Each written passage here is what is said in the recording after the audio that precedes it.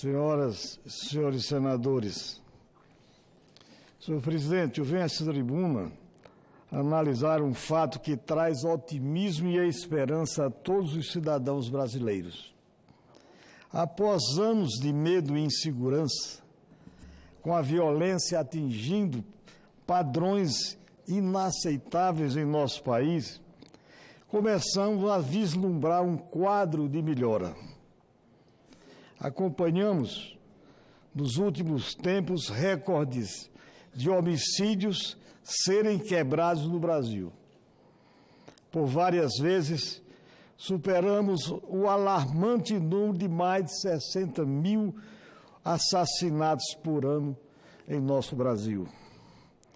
Segundo o estudo, senhor presidente, publicado pela Organização da Sociedade Civil Mexicana, Segurança, Justiça e Paz, em 2017, 17 cidades brasileiras estavam entre as 50 mais violentas do mundo. 17 cidades brasileiras estavam dentre as 50 cidades mais violentas do mundo. Isso é um dado inusitado para a nossa história. Vivemos, senhor presidente, uma verdadeira guerra, uma guerra sem fronteiras e sem um inimigo declarado. E assim, este conflito despertou o medo no coração de todos os brasileiros. Senhor presidente, pela primeira vez em muito tempo, temos motivos para retomar a esperança em um futuro de paz no Brasil. Pela primeira vez, temos a esperança de termos um futuro de paz no nosso país. Segundo o levantamento do Monitor da Violência, um estudo do Fórum Brasileiro de Segurança Pública, em parceria com o Núcleo de Estudos da Violência da USP, Universidade de São Paulo, o Brasil registrou uma queda de 23%. Uma queda de 23% no número de homicídios nos 4 primeiros meses deste ano de 2019. Isso é um fato também que nos chama a atenção a todos. Isso quer dizer que o país teve 4.300 mortes violentas ao menos isso em janeiro, fevereiro, março e abril deste ano, em relação ao mesmo período de 2018. São números, consequentemente, animadores. Todos os estados do país, todos, apresentaram redução no número de assassinatos do primeiro quadrimestre. Alguns deles, como o Ceará, registraram quedas superiores a 50% nessas estatísticas. O estado do Ceará, que teve uma violência brutal no princípio deste ano, no começo do governo Bolsonaro. Ainda, senhor presidente, é cedo para comemorarmos.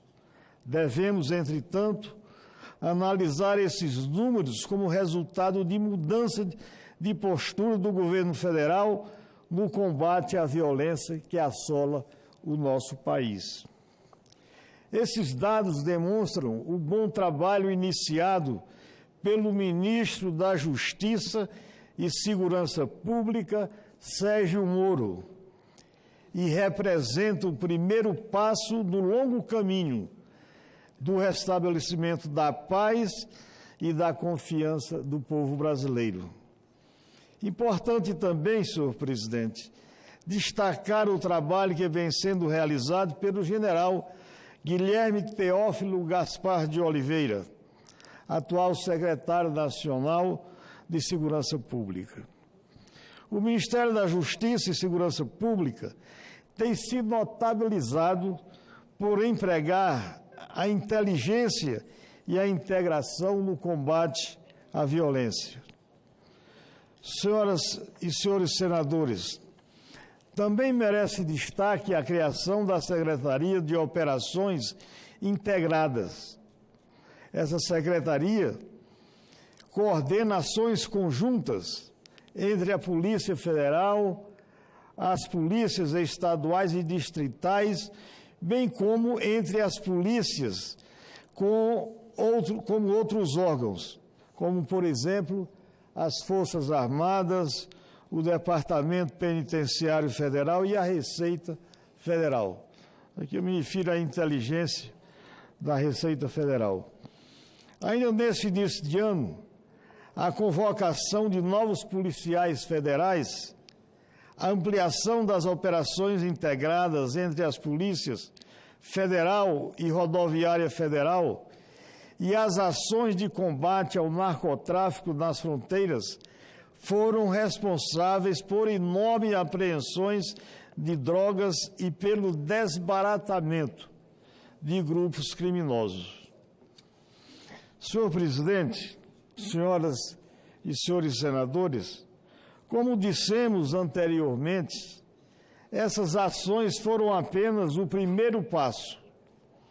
O segundo passo será dado quando aprovarmos aqui, aliás, está lá na outra casa, na Câmara, o pacote anticrime, que tramita lá na Câmara dos Deputados, como disse anteriormente, que é, sem dúvida, a medida mais importante que precisa ser tomada no combate à criminalidade, à impunidade e à corrupção. Assim, senhor presidente, o pacote anticrime traz providências efetivas e eficazes contra o crime organizado e, por isso, conta com um maciço apoio popular. Essas medidas provisórias, as medidas anticrime, contam com o inequívoco apoio da população. Uma dessas providências, senhor presidente, é a ampliação do Banco Nacional de Perfis Genéticos, tema que foi objeto de projeto de lei de minha autoria, ou seja, o PLS 179 de 2018, em análise na Comissão de Constituição, Justiça e Cidadania desta Casa. Tal medida, senhor presidente, busca facilitar a identificação de criminosos e a resolução de crimes em que há vestígios biológicos, como os crimes sexuais.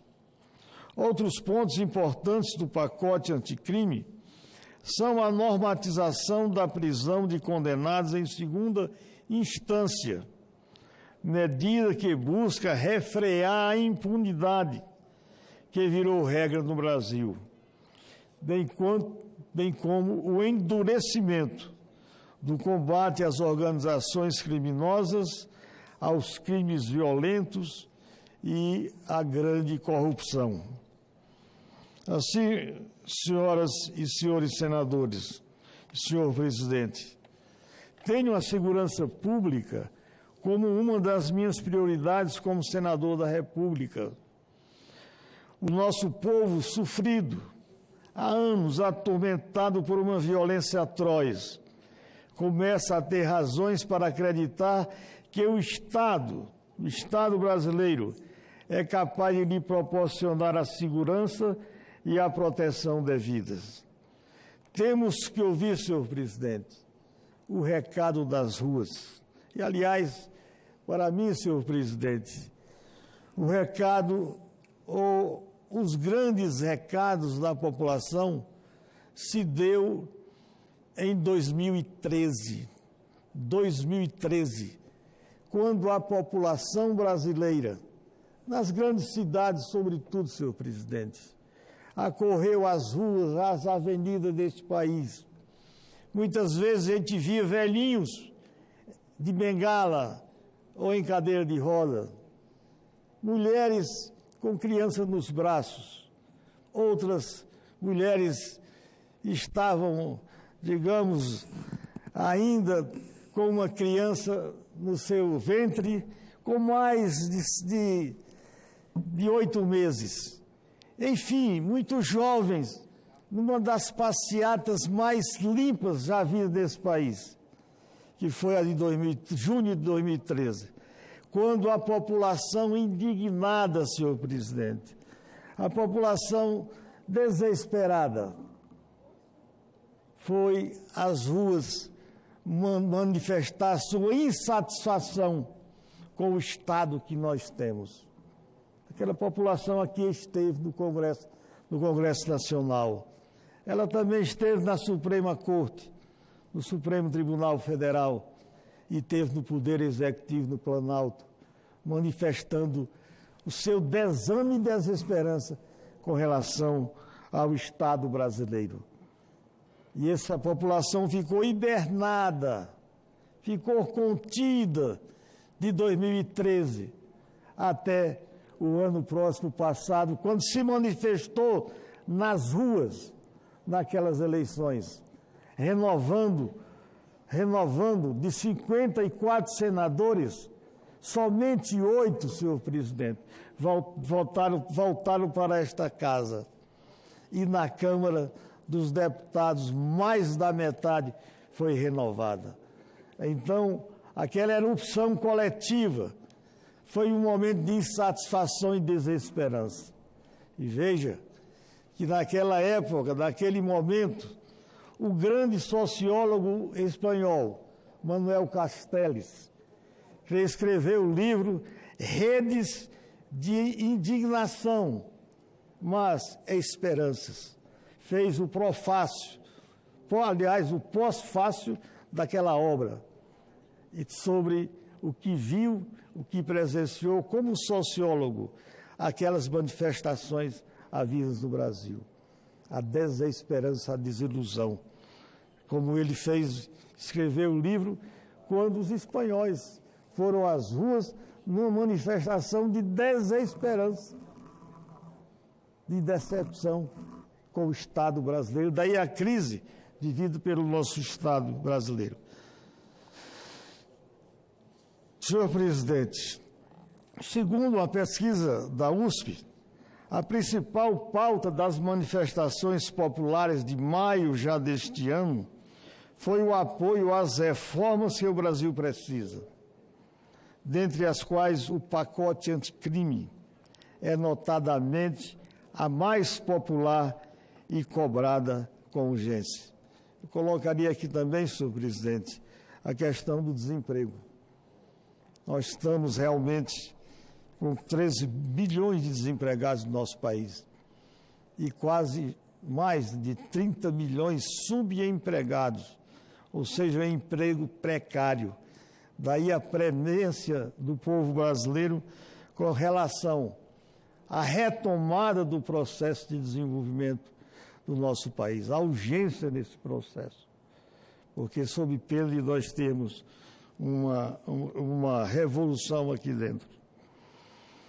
Segundo, aliás, por fim, senhor presidente, senhoras e senhores senadores, o Brasil precisa de uma série de medidas que o recoloquem nos trilhos da prosperidade e do crescimento.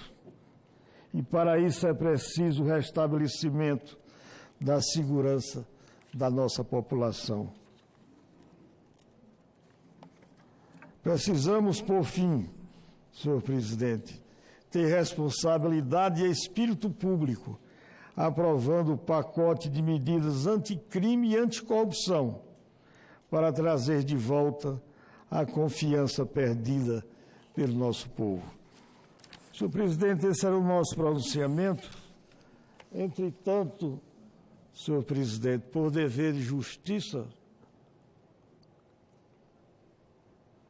eu quero manifestar, senhor presidente, mais uma vez, por uma questão de justiça, minha solidariedade ao ministro Sérgio Moro da Segurança, aliás, da Justiça e Segurança Pública. Por sinal, eu trago aqui, senhor presidente, senhoras e senhores senadores, o que o ex-ministro do Supremo Tribunal Federal, Carlos Veloso, diz: há uma campanha para desacreditar a Operação Lava Jato. Isso aqui é uma manifestação do ex-presidente do Supremo Tribunal Federal. E isso nos preocupa, senhor presidente. Eu tenho mais de 70 anos. E testemunhei durante toda a minha vida. Na minha pequena cidade, onde nasci e onde cresci, no interior do Ceará, em Lavras da Mangabeira. Quantas vezes eu vi, senhor presidente, o pobre e o negro ser preso. Muitas vezes a gente chorava quando sabia o motivo e a causa, ou seja, a pobreza e a fome. E nos dias de hoje, desde 2014 para cá, senhor presidente, passei a ver com meus próprios olhos, poderosos do ponto de vista não só econômico-financeiro, mas do ponto de vista político-partidário, ser preso em nosso país. No meu entendimento, senhor presidente, não se trata tão somente de uma operação. No meu modo de ver e entender, trata-se de uma grande revolução, pois mais contraditória que seja o termo revolução em um Estado democrático de direito. Em uma revolução fruto do idealismo, do patriotismo de agentes, de delegados da Polícia Federal, do pessoal da inteligência da Receita Federal, dos corajosos homens do Ministério Público e, por fim, da própria magistratura federal brasileira. Então, vejo quando eu digo que trago aqui a minha solidariedade ao ministro Sérgio Moro, exatamente decorre desse fato inusitado, histórico, o primeiro que eu testemunhei na minha vida, esta revolução silenciosa. E nós brasileiros, sobretudo nós parlamentares, temos que ter a humildade, temos que nos colocar acima das questões político-partidárias e ideológicas, colocando acima de tudo o interesse nacional, o interesse de mais de 200 milhões de brasileiros. Senhor presidente, é triste a gente ver, testemunhar o que estamos testemunhando agora através dos hackers em todas as áreas. Algo tem que ser feito no Brasil e no mundo para conter esta invasão impiedosa na privacidade de todos os habitantes do mundo, sobretudo no nosso continente. Algo tem que ser feito. Talvez não, e principalmente, como compete a nós outros, que fazemos e formamos o poder legislativo, buscar uma saída através de uma legislação, sobretudo à luz da nossa Constituição, a nossa lei maior, para determos essa grande invasão que pode comprometer o próprio destino e a integridade das nações e dos Estados nacionais.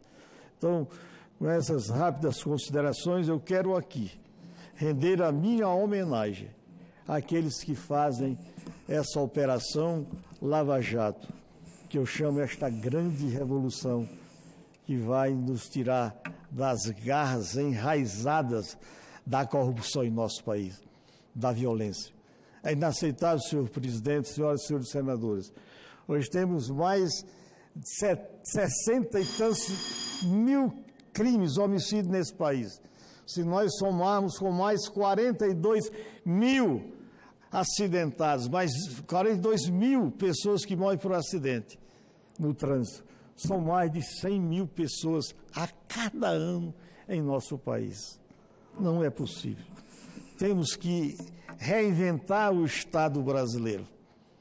Digo, reinventar o Estado brasileiro.